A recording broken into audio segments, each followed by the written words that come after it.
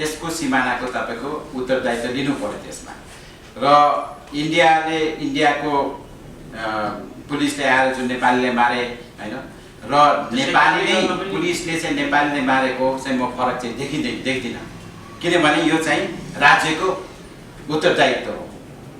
र मेन चीज हामीले राज्यलाई यस्तो बनाउनु पर्यो कि नेपाली जनताको लागि सुरक्षा गर्ने। र अहिलेको सरकारले होइन कि पहिलाको सरकारले पनि तपाईको सुरक्षा चाहिँ नेपालीलाई चाहिँ पुर्याएको छैन। उनीहरूले नेपालभित्रै नेपालीहरूले सुरक्षा पुर्याएका छैनन् र नेपाल बाहिर बस्ने नेपालीहरूलाई पनि सुरक्षा पुर्याएका छैनन्। सो यसमा चाहिँ म सरकारले बायस भएको देख्छु र त्यसमा तपाईको यहाँको अलिकति जनतालाई आफ्नो तर्फ ल्याउनलाई हो कि इन्डियाको प्रेसरमा आएर उनीहरूले चाहिँ तुरुन्तै घोषणा गरे शहीद भनेर। तर फागुनको 23 गतेको भएकोमा चाहिँ उहाँहरू 5 जनालाई आफ्नै नेपालीहरूलाई चाहिँ नेपाली नागरिक पनि त हुने उनीहरू किन नघोषणा गरेको भन्ने चाहिँ म प्रश्न उठाउँछु। र तपाईले जुन कुरा गर्नुभयो एकदम राम्रो कुरा गर्नुभयो। मधेसका नेताहरू उहाँहरू नेतै होइन भन्छु म, उहाँहरू स्वार्थको लागि मात्रै नेता हो। अब मधेसबाट पनि तराईबाट पनि पूर्वदेखि पश्चिमको सम्मको यो तराईवासीहरूले चाहिँ अब नयाँ नेता चाहिँ खोज्नुपर्छ म भन्छु। किनभने अहिलेका पहिला एउटा मधेस आन्दोलन थियो, एउटा पार्टी थियो, अहिले त्यही गुट हुँदै तपाईको 11वटा पार्टी भइसकेको छ। 11वटा पार्टी हुनुको कारण चाहिँ तपाईको उनीहरूको आफ्नो स्वार्थ देखिन्छ। मैले अस्ति मधेसका नेताहरूलाई पनि भेटेँ अनि मैले भने कि जुन दिन आन्दोलन छ तपाईहरु काठमाडौँमा बस्नुहुन्छ, तपाईहरु नेता हो कि तपाईलाई हुनुपर्ने सप्तरीमा हो, सप्तरीमा उहाँलाई हुनुपर्ने हो। तपाईहरु किन काठमाडौँमा बसिराख्नु भएको छ भनेर मैले सोचेँ। तपाईहरु नेता होइन भने अनि उहाँले विभिन्न कारण दिनुभयो। त्यसै कारण अब चाहिँ मेरो विचारमा मधेसले पनि नयाँ नेता खोज्न जरुरी छ र यो दूरदृष्टि नेता नभएको कारण, किनभने एकैजना व्यक्तिले चाहिँ सिङ्गापुर पनि बनाएका हुन्, ली क्वान हुँदै दूरदृष्टि नेता थिए। त्यसै गरी महात्री महतले पनि तपाईको मलेसिया बनाएका हुन्, उनी पनि एक दूरदृष्टि नेता थिए।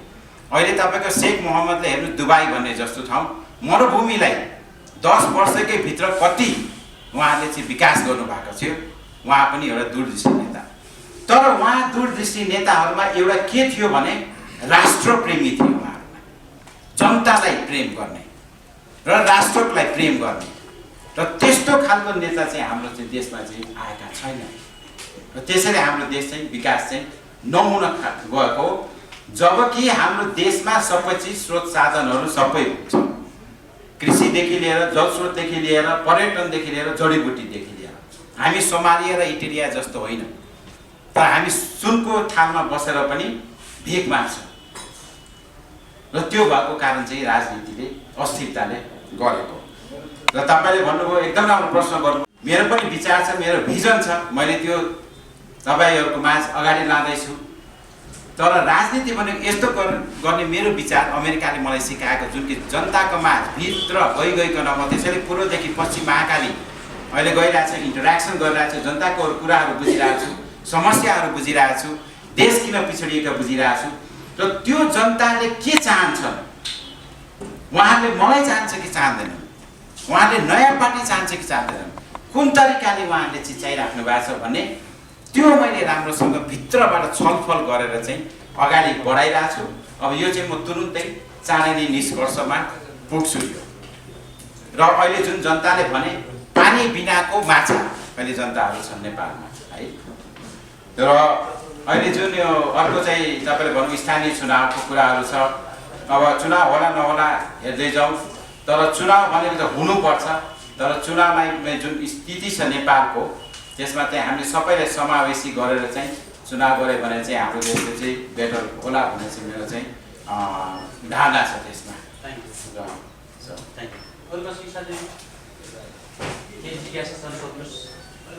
केही छ अरू? प्रधानमन्त्री पनि पुग्न सक्नु भएको थिएन, जुन कि उहाँहरूको चाहिँ जरुरी थियो त्यहाँ पुग्न, त्यो घटनाका विषयमा जानकारी गर्नलाई। जुन तनावग्रस्त छ अहिले क्षेत्र, त्यसलाई चाहिँ मैले चाहिँ पुग्न सकेँ र त्यहाँको जुन स्थिति, जनताको परिस्थितिहरू आफ्नै अन्यालो गरेर मैले जुन परिवारसँग भेटघाट गरेँ, अनि त्यही खास तपाईँलाई चाहिँ जानकारी गराउनु चाहिँ आएको मैले। अब मेरो अलिकति ब्याकग्राउन्ड तपाईँलाई थाहा छ कि छैन, म दर्शन रौनियार, म करिब 28 वर्ष अगाडि अमेरिका छिरेको थिएँ। अनि त्यहाँ सङ्घर्ष गर्दै काम गर्दै भाँडा माझ्दै आफ्नो शिक्षा हासिल गरेर करिब 10 वर्ष आइटी क्षेत्रमा काम गरेर अनि मैले राजनीतिमा पनि होमिएको थिएँ र राष्ट्रपति ओबामाको पार्टीबाट, डेमोक्रेटिक पार्टीको तर्फबाट सन् 2012मा एउटा पहिलो नेपाली नेपाली मुलको पहिलो अमेरिकी राजनीतिज्ञ भएर चाहिँ मैले उम्मेदवारी वासिङटन हाउसको क्षेत्र नम्बर 1बाट चाहिँ मैले दिएको थिएँ। त्यसमा धेरै नेपालीहरूले चाहिँ मलाई सहयोग गर्नुभएको थियो। हाम्रो क्याम्पेन राम्रो भएको थियो र त्यो एउटा उपलब्धि के थियो भन्दाखेरि त्यसले गर्दाखेरि एउटा नेपाल र नेपालीको नाम चाहिँ मैले अमेरिकामा चाहिँ चिनाउन चाहिँ हासिल गरेँ। त्यसपछि लगत्तै म 3 वर्षदेखि नेपाल आइराखेको छु, नेपालको स्थितिहरू बुझ्दैछु। अनि एउटा द्रविड स्थिति नेपालमा भएको कारणले मैले केही गर्छु भनेर चाहिँ करिब 3 वर्षदेखि म हरेक वर्ष आएर 3-4 महिना बिताएर अहिले आउने जाने चाहिँ गरिरहेको छु। अनि जुन स्थितिमा अहिले छौँ नेपाल र त्यसको लागि किन हामी यति पिछडिएका छौँ र त्यसको एउटा मैले धेरै विश्लेषणहरू गर्दाखेरि एउटै हाम्रो देशमा चाहिँ के भन्छ दूरदृष्टि नेताको चाहिँ खाँचो छ र जुन हाम्रो महाभूकम्प गयो त्यो महाभूकम्पको न्युज सुन्ने बित्तिकै यहाँका राष्ट्रका कोही नेताहरूले चाहिँ अगाडि बढेर चाहिँ देशको भूकम्प गएको पनि थाहा नभएको कारण तर अमेरिकामा थाहा भयो र मैले पनि 2 दिनपछि आएर करिब 25 दिनको भित्रै 20 दिनमा चाहिँ गएर राहतहरू पुर्याउन सकेँ।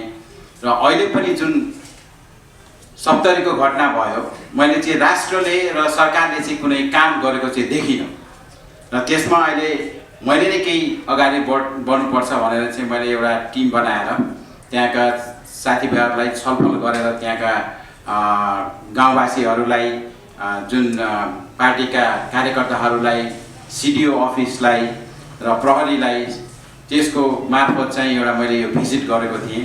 बुधबार त्यहाँ बिहान म 1 बजे पुगेको थिएँ र त्यो क्षेत्रमा पुग्दाखेरि म यति दुखित थिएँ कि त्यो साँच्चै नै हाम्रो राज्यले चाहिँ फर्काटनै गरेको छोडेकै ठाउँ रहेछ।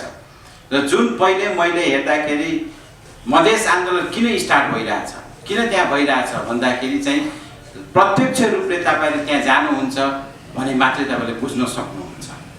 र म के प्रश्न गर्न चाहन्छु भने यो राज्यलाई कि त्यहाँ त्यत्रो ठुलो घटना हुँदाखेरि पनि जुन यहाँको राज्यले चाहिँ यो अपराध गरेको भन्दाखेरि राष्ट्रपति या त प्रधानमन्त्री या त कमसेकम गृहमन्त्री त्यहाँ जानुपर्ने हो।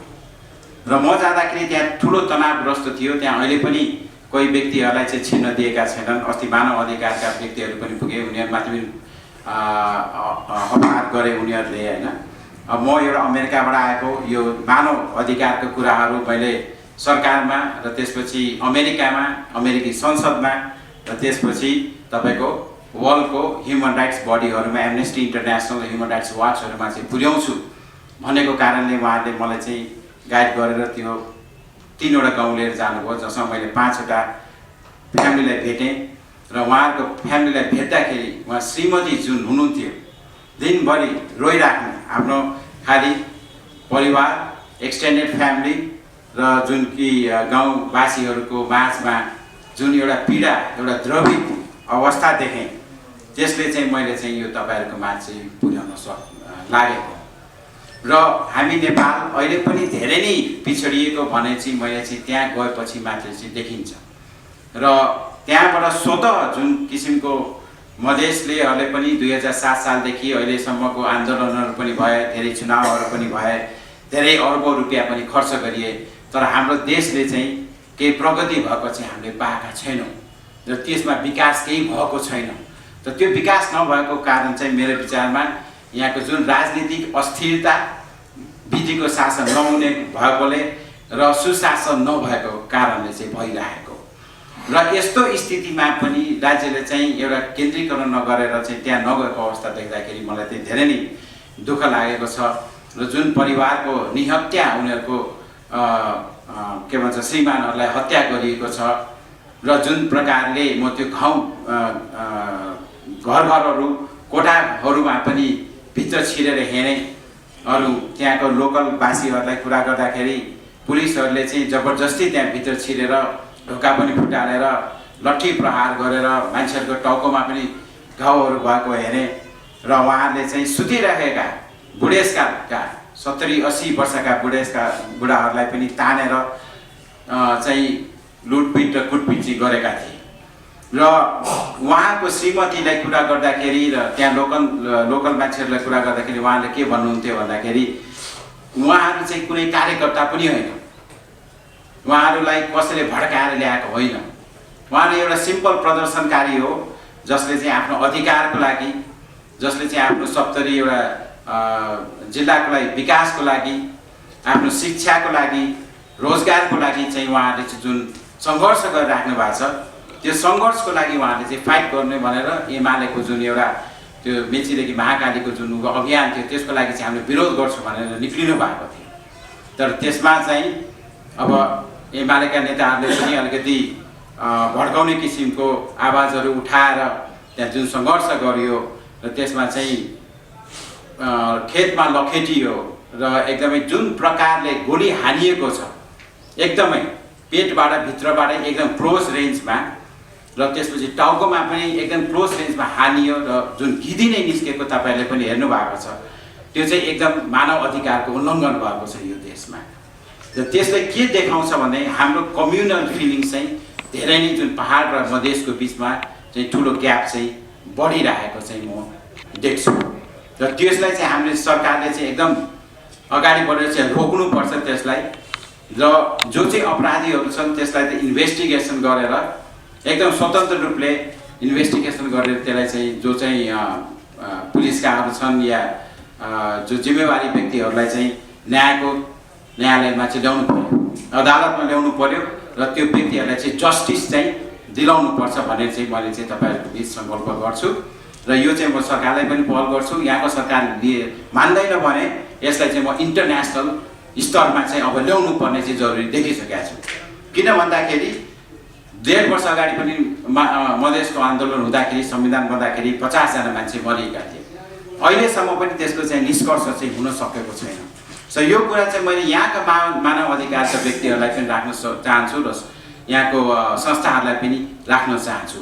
उहाँहरूले के निष्कर्ष गर्नुभयो त, किन बेहत्तै नेपाली जनताहरू चाहिँ मारिरहेका छन् र सरकारले किन चाहेको चिजहरू चाहिँ गर्न सकेको छैन भन्दाखेरि यो जुन आन्दोलन भयो यो स्वतः आन्दोलन चाहिँ आउनै पर्छ, हुनै पर्दो रहेछ भन्ने चाहिँ मैले चाहिँ निष्कर्षमा पुगेको छु र त्यो पुग्ने कारण चाहिँ त्यहाँ तपाईँले आफै गएर चाहिँ आफ्नो त्यहाँको जनताहरूको स्थिति बुझ्नुहोस्। त्यहाँ केही पनि छैन, न बाटो छ, न घाटो छ, न पानी पुर्याइएको छ, न तपाईँको स्कुल छ, न स्वास्थ्यको के भन्छ क्लिनिकहरू छ। जनताहरू त्यसै सास लिएर मात्रै जिराखेका छन् भने त्यस्ता व्यक्तिहरू 2007 सालको क्रान्तिदेखि नै उहाँले नै गरेर जुन 70 जिल्ला क्षेत्र नम्बर 2 बाटै यो देशमा ठुलो परिवर्तनहरू आएको छ भने नेताहरूको एउटा चाहिँ जिम्मेवारी हो कि त्यहाँ गएर चाहिँ जनताको माझमा गएर उहाँहरूको मर्काहरू, उहाँहरूको पीडाहरू र बच्चाहरूको पीडाहरूलाई चाहिँ बुझ्नु सक्नु पर्यो र जे गल्ती भएको छ, जे अपराध भएको छ त्यसलाई चाहिँ सजाय हुनु पर्यो। व्यक्तिहरूलाई चाहिँ किन सही नघोषणा गरेको भन्ने चाहिँ म प्रश्न चाहिँ उठाउन चाहन्छु। यो सरकारले अहिले पनि राम्रोसँग उत्तर यसको दिएको छैन र अर्कोमा 10 लाख रुपियाँ 10 लाख रुपियाँ परिवारलाई दिने भनेका छन्, अहिले पनि त्यो पैसा चाहिँ पुगेको छैन र त्यो परिवारलाई पनि श्रीमतीलाई पनि कुरा गर्दाखेरि उनीहरूलाई थाहै छैन भन्ने चाहिँ मैले चाहिँ बुझेँ त्यहाँ।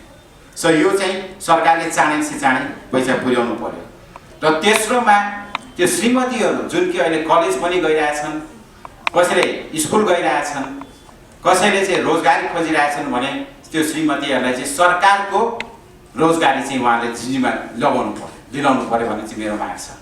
र अर्को यत्रो साना साना बच्चाहरू 2 वर्षदेखि लिएर 6 वर्षका 7 वर्षका बच्चाहरू, कलिलो बच्चाहरू, एकदम राम्रा बच्चाहरू, एकदम इनोसेन्ट बच्चाहरूलाई चाहिँ उहाँहरूले चाहिँ शिक्षा फ्री शिक्षा तपाईँको 12 कक्षासम्म पुर्याउँछु र एमनेस्टी इन्टरनेसनल ह्युमन राइट्स वाचहरूको बिचमा यो कुराहरू लगाएर अब नेपालमा चाहिँ मध्यनजर गरेर चाहिँ जति पनि ह्युमन राइट्स मानव अधिकारहरूको उल्लङ्घन भइरहेको छ यो राजनीतिको खेलमा आफू राजनीति गर्ने तर जनताहरूलाई चाहिँ मार्ने र त्यही जनताको बिचका मान्छेहरू जुन दलाल भनिन्छन् उहाँहरूले चाहिँ के भन्छ पार्टीहरूले चाहिँ उनीहरूलाई पालेर उनीहरूले चाहिँ ब्रेन वास गरेर जुन जनता शिक्षा पनि नभएकाहरूलाई चाहिँ अब हामीले चाहिँ अधिकार दिनुपर्छ र त्यो अधिकार दिनुको लागि चाहिँ म एकदम तत्पर भएर लाग्ने गरिरहेको छु र मैले कर्णाली पनि पुगेँ। कर्णालीको पनि स्थिति हेरेँ, गमगढीको स्थिति त्यहाँ पनि त्यस्तै छ, सप्तरीमा पनि त्यस्तै छ। तपाईको यो पूर्व पश्चिम वीरगञ्जको पश्चिमदेखि लिएर विराटनगरको पूर्वको जुन एउटा भाग छ क्षेत्र नम्बर 2 त्यो कहिले पनि चाहिँ विकासै भएकै देखिँदैन मैले। भन्दाखेरि यो किन भएको भन्दाखेरि धेरै कारणहरू छन् त्यसका, र त्यो कारणहरूलाई समाधान गरेर चाहिँ अब हामीले जुन हाम्रो बिचको पहाड र मधेसको बिच जुन फराकिलो भइरहेछ त्यसलाई चाहिँ अब एउटा हामीले कम दूरी गरेर हामी नेपालीहरू अब नेपाललाई नेपाली चाहेको छ। हामी हिमाली पहाडी र तराईवासी भनेर होइन कि हामी सबै नेपाली भनेर अब नेपाललाई एउटा यस्तो दूरदृष्टि नेता चाहेको छ। त्यसको लागि चाहिँ म अब अमेरिकाबाटै फर्केर यहाँ चाहिँ राजनीति नै लागेर चाहिँ अब यो देशलाई चाहिँ हामी विकासको उन्मुख बनाउनु चाहिँ जरुरी देख्छु। र यो देशमा चाहिँ धेरै नै राजनीति भयो तर राजनीतिले चाहिँ केही पनि परिवर्तन नआएकोले अब हामी समग्र नेपालीहरूले सबै एकजुट भएर चाहिँ एक भएर चाहिँ यो देश विकासतिर लागौँ र राजनीति स्थिरता ल्याउँ, विधिको शासन ल्याउँ, सुशासन ल्याउँ भन्ने चाहिँ मेरो जोड छ। यसमा चाहिँ मेरो चाहिँ पुरा संलग्न